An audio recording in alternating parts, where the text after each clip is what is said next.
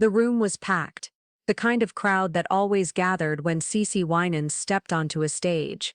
People came expecting what they had always known from her: songs that lifted the soul, a voice that carried power and peace, and a presence that reminded everyone that faith could anchor them through anything.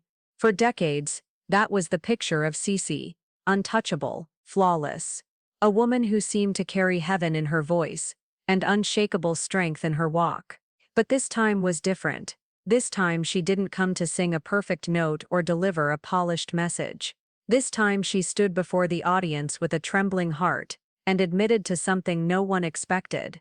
Her voice wavered at first, not with the control of a performance but with the weight of someone finally letting go of years of silence.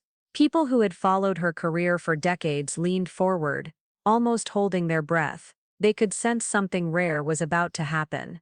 For years CeCe had been the face of hope, the soundtrack for people's prayers and struggles. Yet here she was, revealing that even she had been quietly fighting her own battles. She admitted that loneliness had crept into her life, that there were nights she cried until no tears were left, and moments she questioned whether she was strong enough to keep going. The confession shocked the room into stillness. No one clapped, no one whispered, every word fell heavy, as if the truth itself demanded silence. What struck people hardest wasn't just her words, but the honesty pulsing through them. This wasn't a rehearsed interview, not a carefully written press release. This was CeCe, raw and unguarded, showing scars she had always kept hidden. And suddenly, the audience realized they weren't just watching a gospel icon anymore. They were witnessing a woman's soul laid bare. Some broke down in tears, others bowed their heads in prayer. A few just sat frozen, unable to process the reality that their symbol of faith had moments where she too questioned her strength. And yet the strangest thing happened. Her weakness became their strength.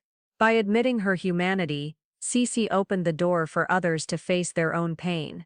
People who had come to be encouraged found themselves encouraged in an entirely new way, not because she was strong, but because she admitted she wasn't always strong. It didn't take long before the moment stretched far beyond that room. Phones captured the cracks in her voice, the tears in her eyes, and the trembling in her words. Within hours, clips flooded TikTok, Instagram, and Twitter. Social media exploded with reactions. Millions of views piled up, and comments poured in from around the world. Some fans admitted they cried watching her honesty. Others said they never thought someone like CeCe could feel the same fears and doubts they battled. One powerful comment spread like wildfire: "If CeCe Winans can struggle and still hold on to faith, then maybe it's okay that I do too." And that was the turning point. What had begun as one woman's personal confession transformed into a global conversation. People outside of the church, people who didn't even know her music, connected to her words. To them, it wasn't about gospel music. It wasn't even about religion. It was about humanity. Her vulnerability became a mirror, reflecting hidden pain in people's lives everywhere. Young women opened up about depression. Fathers confessed the burden of pretending to be strong for their families. Strangers who had never once mentioned their struggles finally felt seen. But as her honesty healed some, it unsettled others. The church world itself split in two. Supporters praised her for breaking the image of perfection, calling her bravery an example the church desperately needed. They pointed out that even great figures in the Bible, David, Elijah, Paul, spoke openly of their struggles. To them, CeCe's words didn't weaken her message. They strengthened it. They said the church had hidden behind polished images for too long, and it was time to show the truth. Yet critics were not so quick to applaud. Some pastors, leaders, and fellow gospel artists argued she had crossed a line.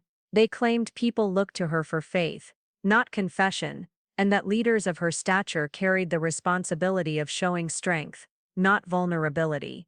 "People don't go to CeCe for tears," one critic wrote. "They go to her for hope." That single sentence ignited a heated debate. Was it wrong for a gospel leader to admit weakness publicly, or was it more dangerous to pretend they had no weakness at all? The debate grew louder. Every clip shared seemed to deepen the divide. One group praised her for showing humanity, while another accused her of risking the very foundation of her platform. Some feared her confession would cause others to question their faith. Others insisted it would do the opposite. It would strengthen it by reminding everyone that faith isn't about being perfect, but about holding on even when life breaks you down. And here's where the story took another unexpected turn. Her words didn't just stay within church walls. Mental health advocates picked up the conversation, praising her courage.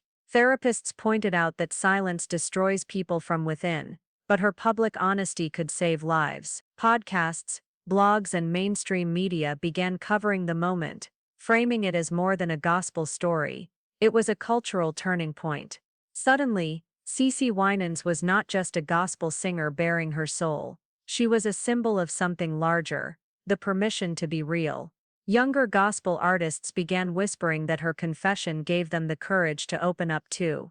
They said her tears made them feel less trapped behind their own polished images. Even some secular artists spoke up, admitting they wished more stars in the music industry would dare to show that kind of vulnerability. And as the conversation spread further, something ironic happened. The very thing critics feared. Her weakness made her more powerful than ever before. What started as an emotional breakdown became a spark for a bigger movement. Fans across the world wrote long posts about their hidden struggles, inspired by her honesty. Some admitted that her words stopped them from giving up on life. Others said they finally felt safe to speak about things they had buried for years. Mental health organizations even shared clips of her moment, reminding people that leaders are human too. For CeCe, the confession was never about sympathy. She made that clear when she later explained her decision. She said she spoke up because she wanted others to know it was okay to admit when you're hurting, that God never asked for perfection, only honesty. Those words cut deeper than any lyric she had ever sung, because they were unscripted, raw, and painfully real. The more people replayed her moment, the clearer it became that this was not the end of CeCe's legacy. It was the expansion of it. Fans who had admired her for her music now admired her for her humanity. Her vulnerability didn't weaken her voice, it amplified it. She was no longer just the singer who reminded the world to believe. She became the reminder that even those who inspire millions still bleed, still cry, and still question their strength. Her tears turned into a testimony. Her honesty became a rallying cry, and her moment of breaking did not ruin her image. It reshaped it. She became more relatable, more powerful, and more unforgettable than ever before. The audience that night may have walked in expecting a polished performance, but they walked out carrying something even greater. The realization that even the strongest voices sometimes tremble, and that's what makes them truly strong. CeCe's confession began as a sad revelation that shocked gospel fans. But in the end, it became more than sadness. It became courage. It became truth. And it became a reminder to the world that the most powerful thing any leader can do is to show they are human too.